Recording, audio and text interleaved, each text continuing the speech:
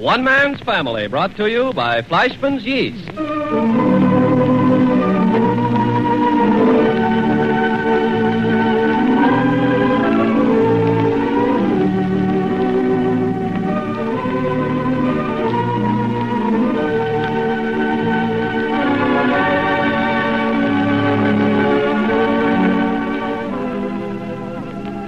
One Man's Family is dedicated to the mothers and fathers of the younger generation and to their bewildering offspring. Tonight we present Chapter 8, Book 44, entitled Thanksgiving at the Dairy Ranch.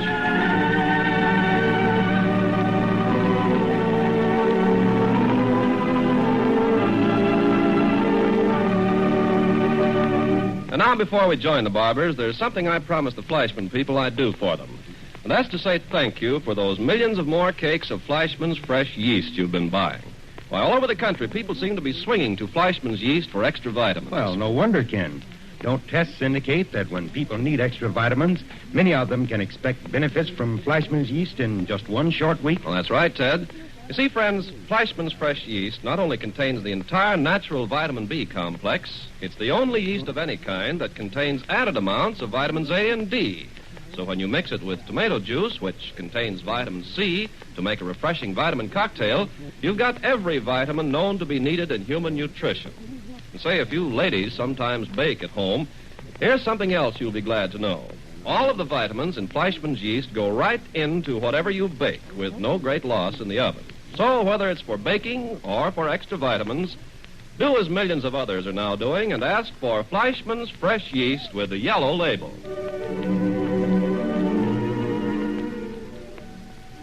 Today is that certain day. This is the occasion of the annual trek of the Barber clan to the country for the one and only purpose of sinking a fang into a turkey leg, or a wing if you happen to be so namby-pamby in your taste as to prefer light to dark meat. Anyway, big and little barbers alike are down at the dairy ranch to do justice to the ancient and honorable custom of passing up the plate for seconds and thirds.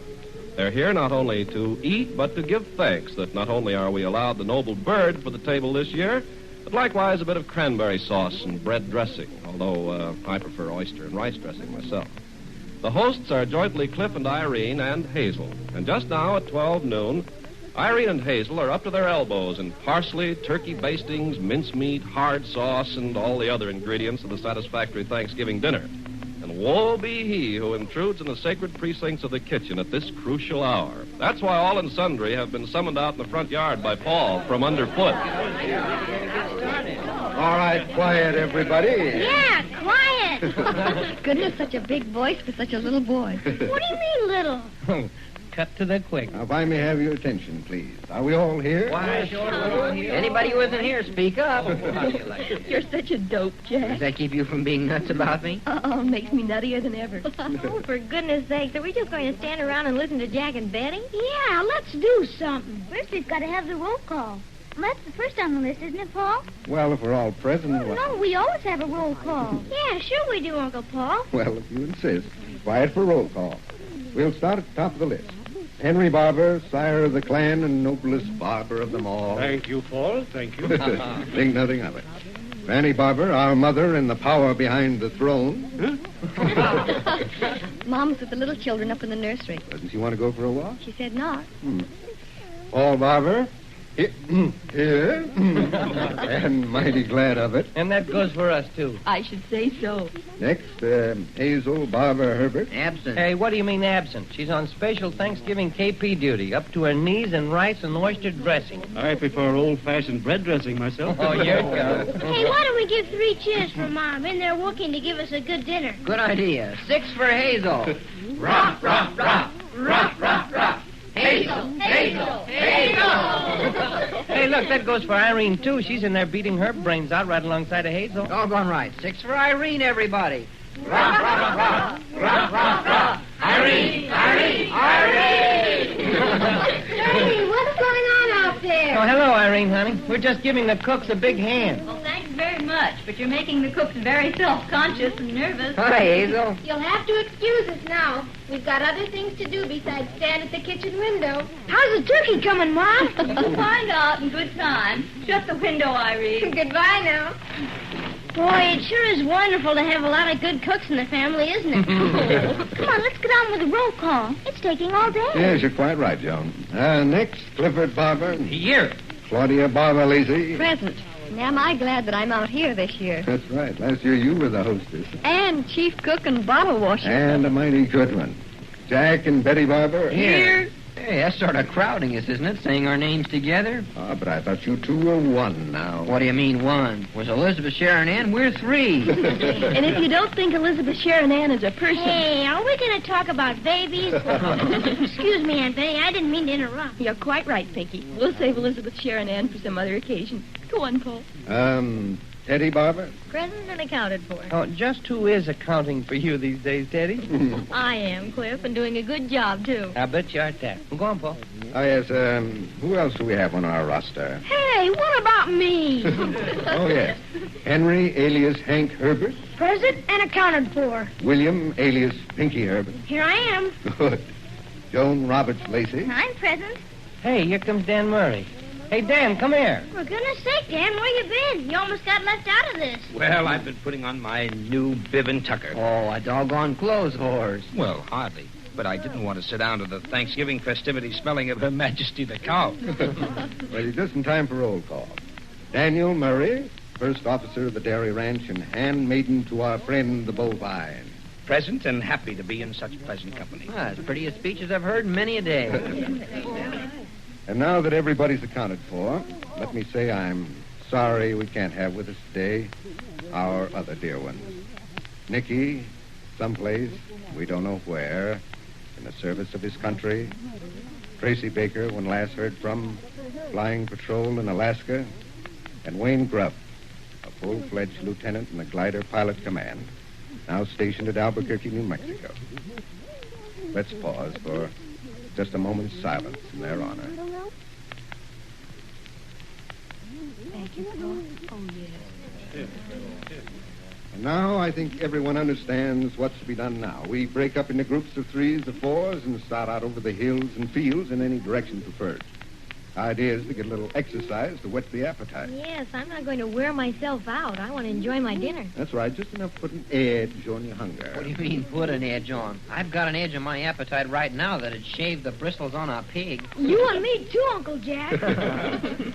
Well, if you've got any preference for partners... I'd like to go with you, Paul. Well, thank you, Betty. Hey, how about your husband? Oh, I get to spend every day with you. You're no treat on Thanksgiving. A fine thing. Good enough for the girl every day except holidays. Oh, sure, Jack. You don't want to tag your wife everywhere, do you?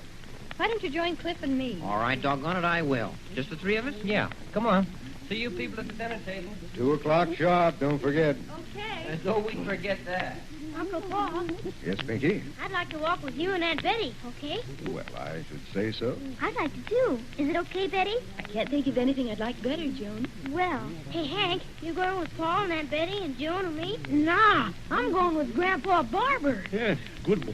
How about you, Teddy? Well, I'm going with Father Barber, too. Both Dan and I, aren't we? That's right. Mr. Barber, Hank, Teddy, and myself make up our walking party. Oh, good. That takes care of everyone, Then can we get started? without any delay. Now, which way are you people going, Dad? Well, I'll leave that up to Daniel.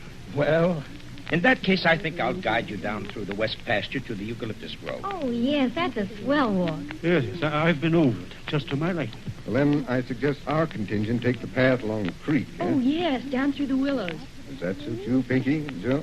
Okay, sure, suits me swell. There's no water in the creek, though, just pools. Well, we won't mind that. We're going for exercise, not water. All right, all in, squad. Here we go. Oh, I love this. Doesn't November sparkle? Yippee! Come on, dude, I'll race you that little stump. Okay, but you gotta give me a head start. All right, now try to take Oh, great thing, youngsters. Yes. Aren't we gonna get started? Impatient, Hank? I sure am. Well, come along. We'll head out across the pasture. There are no cows in the pasture, I take it? Nary a cow, Mr. Barber. Yes, I'll hold you to that. If we should happen to see a cow, we'll protect you from it, Father Barber. That's very generous of you, Teddy. Aw, I don't think Grandfather's really afraid of cows. He's just saying that. Eh? Sure, who's afraid of a cow? Yes, well, have it your own way. Oh, we have to go through this gate? That's right. Oh, here, you better let me give you a hand, Hank. Yeah, it is kind of heavy. Yeah, it sags. Ah. There we are. That'll let us through. Go ahead, Father Barber. Yes, thank you. We'll just leave it open until we get back. Okay. Teddy, you know something? What's that, Hank? I'm so glad that this is Thanksgiving I could just about bust wide open. Everyone gets that feeling on Thanksgiving. Hey, look. I wish you to that tree over there. Oh, do I have to run? Well, Jiminy Christmas. I gotta race somebody. You just got too much steam up, huh? Yeah. I can't just walk. Okay, I'll run with you this once. But that's all. Okay. All right. You ready? Yeah. Then get set. Go. Come on, Teddy. You'll have to run faster than that. Pretty fast on your feet with that, aren't you? Teddy's a very good companion for children. Yes, grew up with Hazel's boys. Yes, and from what I hear, the same can be said of you. Oh, sure. I like children. Yes. Under those circumstances, it's surprising you're not the father of a large family. Well, first a man must line up the right woman to be their mother. Yes. Good, upstanding lad such as you. Well, thank you, sir. It's been almost 20 years since anyone called me a lad. Well, you don't count yourself very, very ancient, do you? Well, I'll be 40 next month. Will you, sir? You're doing a mighty important job down here on the ranch for Hazel, I hear tell. Well, it's a job I contracted to do, so why shouldn't I do it well? And besides, it's a job I know how to do and one I happen to love. Yes, that helps. Yes, it certainly does. And if we're passing bouquets, I'd like to hand a few to Clifford. There's a laddie who's making a #1 farmhand out of a pretty second-rate city boy. Huh? You think that Clifford has found his stride? He has. And unless something pretty desperate comes along to trip him up, well, you may relax and forget your worries over your second son. Yes, that's good to know. I've been suspecting him. Yes, sir. He's a new man. And may I add that his marriage to Dean was the most fortunate matrimonial adventure. Most fortunate. You think so? Well, don't you? I do indeed. I like hearing you say so. Yeah, she's the one woman for Clifford, if ever a woman was made for man. Daniel. Yes, sir? May I say that I'm very sorry about Hazel's attitude. I mean in connection with yourself. Thank you, sir. Well, she's quite right, I dare say. I think she's using the poorest judgment I've ever known her to use. A woman's heart, it says, its own judge. It has standards of its own based on no precedent. No law, or high or low, but its own. Yes, I dare say you're right, but I'm very well pleased that you have chosen to remain here at the ranch in close association with her. If you mean perhaps sometime in the future. I mean exactly. Oh, I don't know, sir, but I'd bet against it. Yeah? Are you just being philosophical, or have you lost interest? Lost interest? I guess you don't know Daniel Murray. Yeah, good boy. Just bide your time. I think that... Hey, Dad, Grandfather, we found a pheasant's nest. At this time of year? Oh, it's an old nest, but it has 2 eggs in it. It didn't hatch, eh? Teddy's got them. Oh, here she is. Look, 2 pheasant eggs. They didn't hatch out of last spring's setting. Well, say, now, that's very unusual. Wild birds very seldom have unfertile eggs.